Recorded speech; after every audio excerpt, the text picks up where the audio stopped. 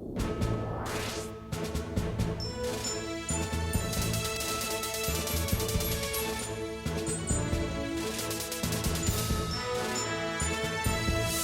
the campus of Volunteer State Community College, this is Inside Politics. Welcome to Inside Politics. I'm Grady Eades. Our state legislative session has begun, and the United States Congress continues with major legislation. We continue to hear about the Republicans' plan or the Democrats' proposals. But what does it mean to be a Republican or a Democrat? What do they really believe, and how do they each approach governing? Here today to discuss Republican ideals is the chairman of the Tennessee Republican Party, Chris Devaney. Thanks for being here today, Chris. Thanks, Gary. I was curious, the best place to start might just be to define what exactly is the role of the state political party or the chair of the state political party. The state Republican Party. Yeah, I ran for chair about 7 months ago. Maybe it's 8. It's kind of lose track of time. But, for this reason, because I have a real a passion for politics. And in that, I mean, that's a good thing, I think, to be involved in your government, because I want to see my children have a bright future and other people's children and grandchildren, and that's why I'm involved.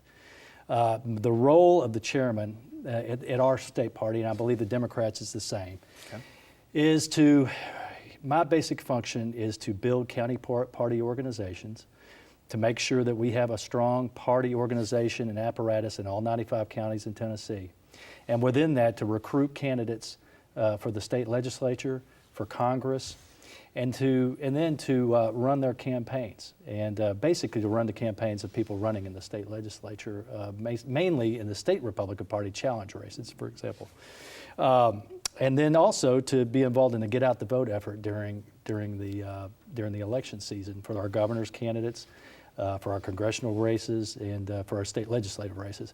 But basically, the biggest thing that we do is to build those county party organizations to make sure that we have a strong get out the vote effort in 2010. Well, in as many counties as we have in Tennessee, that's an enormous job, isn't it? Well, yeah, and there's not just one person that does that. Okay. But we're sort of the major league team, and then the county parties are the farm team, and we sort of just kind of keep it all organized and help keep it all organized for them. Right. And we're a resource. I got you. All right. Well, we hear labels used to define politicians and political ideas. Conservative and liberal are the two most common. Yeah. Would you say that all conservatives are Republicans and all Republicans are conservatives? No, not at all. Certainly we would like all conservatives to be part of the Republican Party, because that's where we think that they have a home.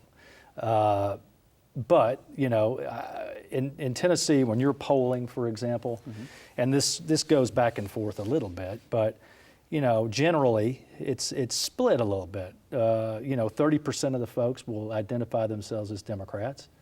Around 30% will describe themselves as independents, and about 30% or so will describe themselves as Republicans.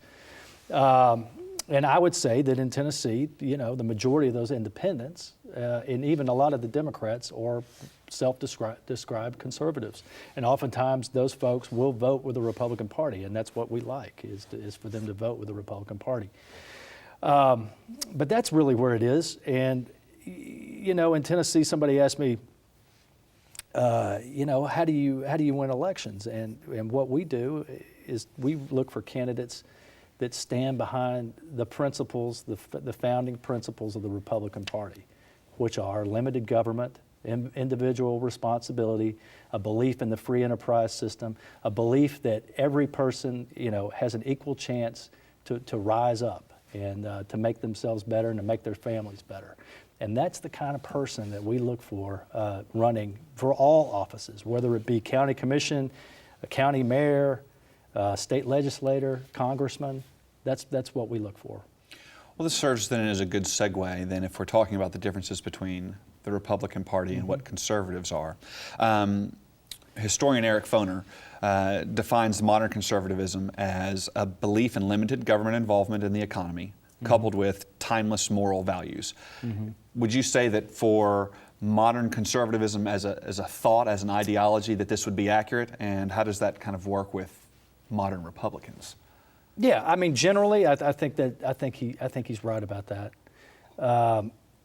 Abraham Lincoln, not everybody can fit into a label.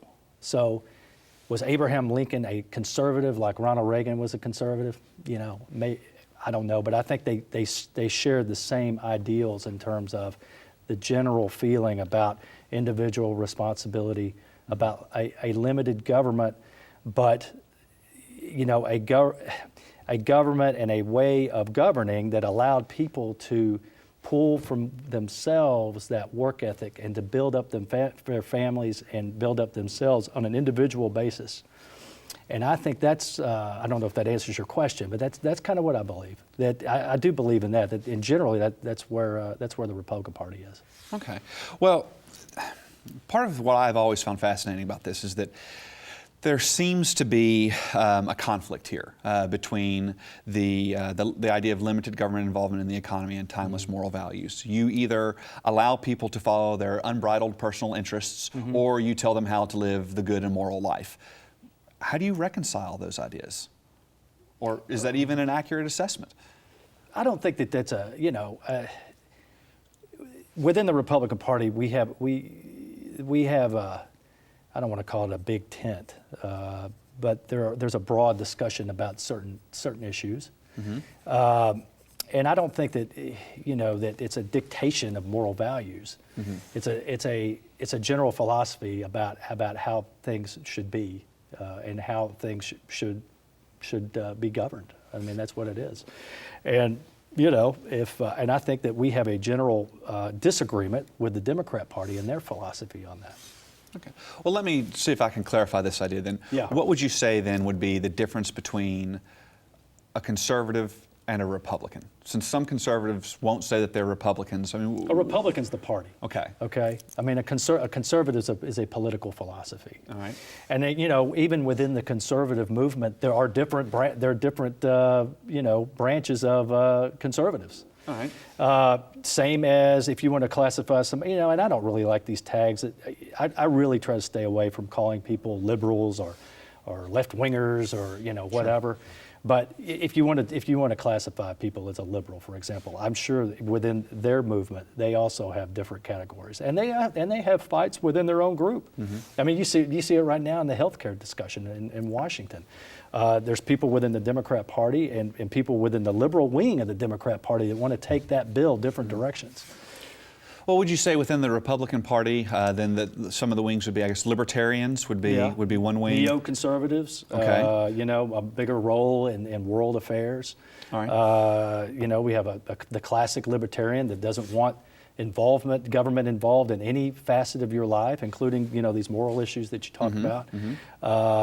We have the classic conservative, which, is the limited government, free enterprise, that kind of thing. So it's, but generally what they all believe in is is that issue of a limited government, all right. Lower taxes, a belief that the free enterprise, a belief in building the free enterprise system, a belief in free markets. All of that is really a traditional conservative.